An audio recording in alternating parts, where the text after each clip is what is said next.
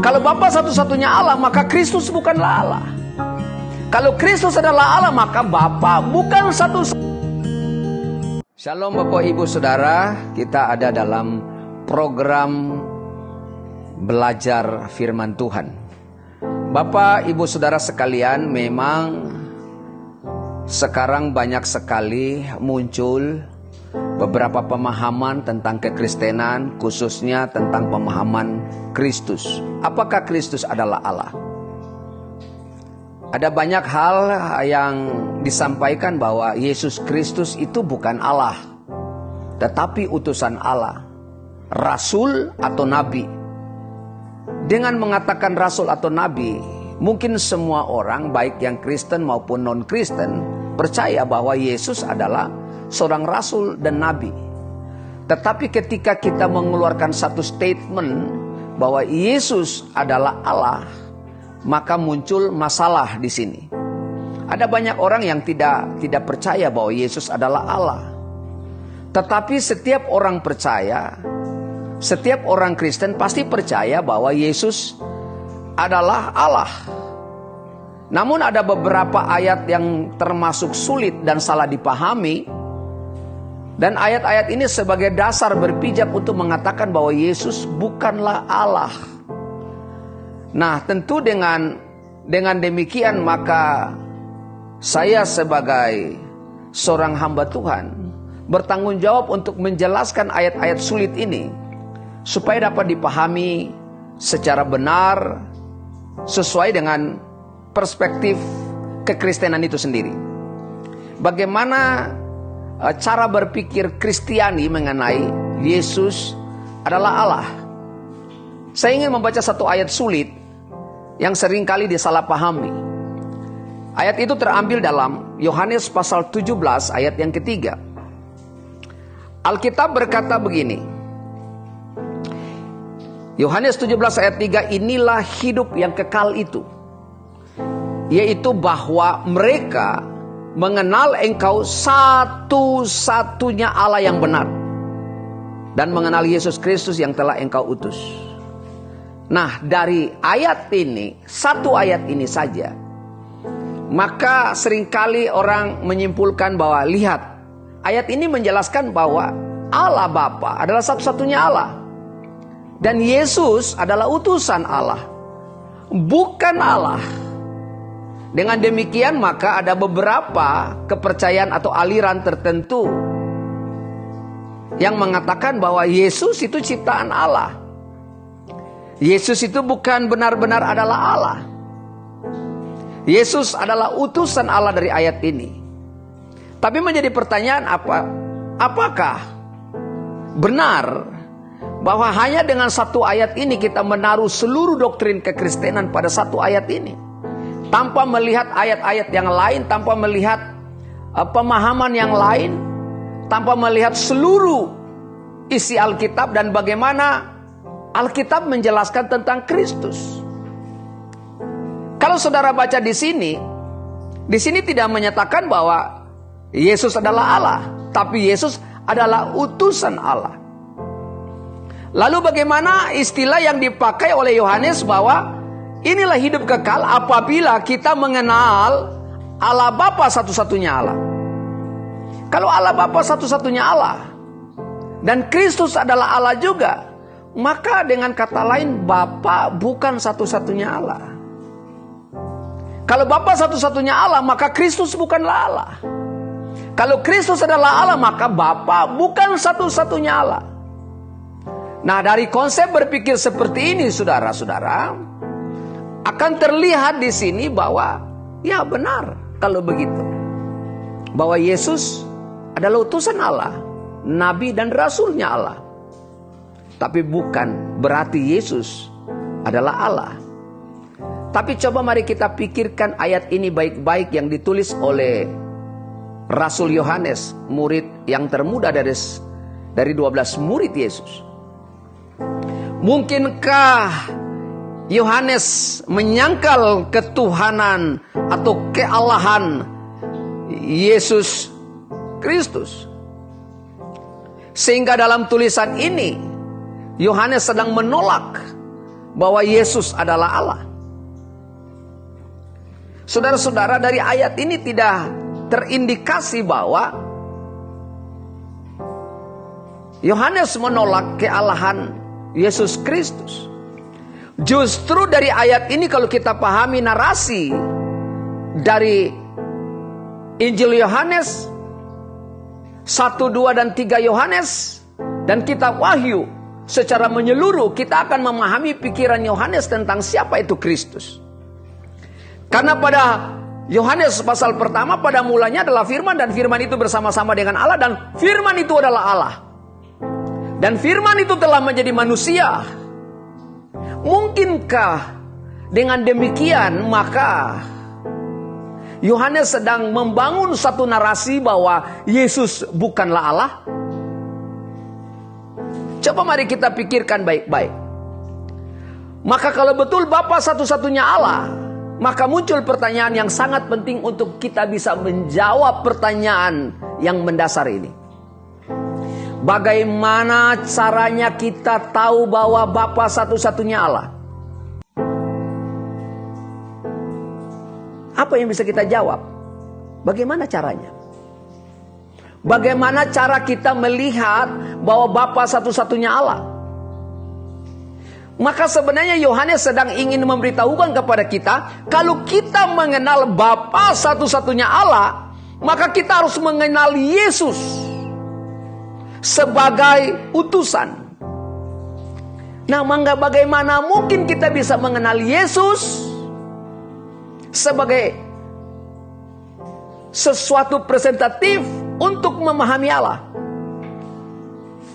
Maka mau tidak mau, dari ayat ini kita harus betul-betul mengenal Kristus adalah Allah. Maka kita bisa mengenal Bapa juga sebagai Allah. Dan satu-satunya. Bapa yang satu-satunya Allah yang dipahami oleh monoteis Yahudi. Mereka percaya Allah itu satu, Ehad, Esa. Mereka tidak mengenal yang lain selain itu. Dan itu yang sedang diperkenalkan oleh Yohanes. Bahwa dengan mengenal Yesus, maka kita bisa mengenal Allah yang satu-satunya itu, yang hadir di dalam perjanjian lama, yang menyatakan diri dalam Kristus. Itu yang harus kita pahami dari ayat ini. Memang kalau kita hanya memahami ayat ini sepotong tanpa melihat narasi-narasi lain dari seluruh kitab Yohanes yang ditulis oleh Yohanes, termasuk 1, 2, dan 3 Yohanes dan kitab Wahyu, kita akan memahami keliru dari ayat ini. Bapak, Ibu, Saudara, artinya begini, untuk kita mengenal Allah, kita harus mengenal Kristus juga adalah Allah. Mau tidak mau, konsep itu harus terbangun dalam pikiran kita. Saya beri contoh. Kalau Anda memahami kerbau, maka Anda harus belajar tentang kerbau itu sendiri. Bahkan bagaimana kerbau itu sendiri. Kalau Anda belajar tentang kerbau, tapi kalau Anda belajar bukan pada kerbau, tapi Anda belajar pada rusa atau ayam, Anda tidak akan mengerti ciri-ciri dari kerbau itu sendiri. Bagaimana itu kerbau? Anda harus belajar kerbau dari kerbau itu sendiri. Anda mengenal kerbau dari kerbau itu sendiri. Kalau Anda mempelajari manusia, komparatifnya kepada monyet, maka akan jadi aneh. Anda belajar tentang monyet, Anda akan memahami tentang monyet, dan semua tentang monyet. Anda tidak mungkin pelajari monyet untuk manusia atau pelajari manusia untuk monyet. Anda mengenal monyet pada monyet itu sendiri. Anda mengenal manusia pada manusia itu sendiri.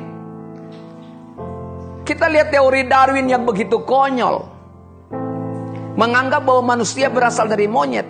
Tapi saya nggak pernah melihat bahwa monyet-monyet yang ada di kebun binatang itu berubah menjadi manusia, atau melahirkan seorang bayi manusia, atau monyet itu berangsur-angsur memiliki sesuatu yang bersifat manusia. Nggak ada. Itu hanya teori. Anda tidak mungkin belajar manusia pada monyet, atau Anda belajar monyet pada manusia. Maka Anda untuk mengenal Allah, mengenal Bapa satu-satunya Allah, mau tidak mau, kalau Anda mengenal Yesus, maka Anda harus mengakui kealahan Yesus. Kalau Anda tidak mengakui kealahan Yesus, bagaimana mungkin Anda mengenal Allah pada Yesus Kristus sebagai utusannya? Anda mengenal Allah Bapa satu-satunya Allah yang ada dalam perjanjian lama itu, Anda bisa berjumpa dengan itu dan mengenal itu kalau Anda menerima Kristus juga sebagai Allah. Oleh sebab itu ditegaskan dalam 1 Yohanes 5 ayat 20 yang ditulis oleh rasul yang sama, penulis yang sama, dengan konsep pikir yang sama. Yohanes tidak meragukan kealahan Yesus Kristus. 1 Yohanes 5 ayat 20, akan tetapi kita tahu bahwa anak Allah telah datang dan telah mengaruniakan pengertian kepada kita. Jadi Kristus datang, diutus oleh Bapa untuk mengaruniakan pengertian. Jadi diutus di sini jangan kita pandang utusan belaka atau seorang rasul belaka atau nabi belaka. Tapi kita harus pahami bahwa anak Allah itu datang, firman yang telah menjadi manusia, mengaruniakan pengertian. Jadi kehadiran Kristus dalam Yohanes 17 ayat 3 itu memberikan pengertian untuk mengenal Allah.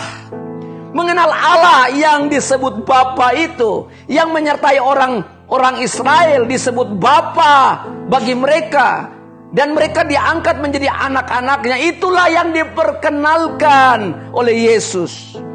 Dan Yohanes mengatakan bahwa dia telah datang, telah mengaruniakan pengertian kepada kita, supaya kita mengenal yang benar, dan kita ada di dalam yang benar, di dalam anaknya Yesus Kristus. Dia adalah Allah yang benar dan hidup yang kekal. Jadi kehidupan kekal itu percaya bahwa Allah Bapa satu-satunya Allah, dalam pengertian ada di dalam perjanjian lama sebelum diwahyukan.